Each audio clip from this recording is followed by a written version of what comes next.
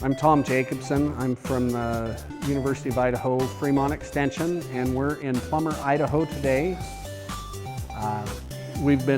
Today we were introducing students to our Ag XRP robot and having them build some of the models with this soil sensor. The soil sensor just gets placed down in the soil, and it's going to measure soil moisture. If it falls below a certain threshold, it's going to kick this pump on right here. And this pump it's called a peristaltic pump. It's completely 3D printed, and as it pumps, it's going to pump out of just a plain water bottle, and it's going to pump into the plant.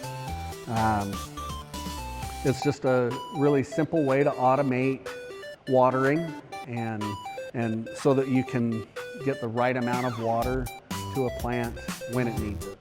Yeah, in the future we'll have carbon dioxide sensors, we'll have humidity sensors, temperature sensors, light sensors, so that we can start automating plant growth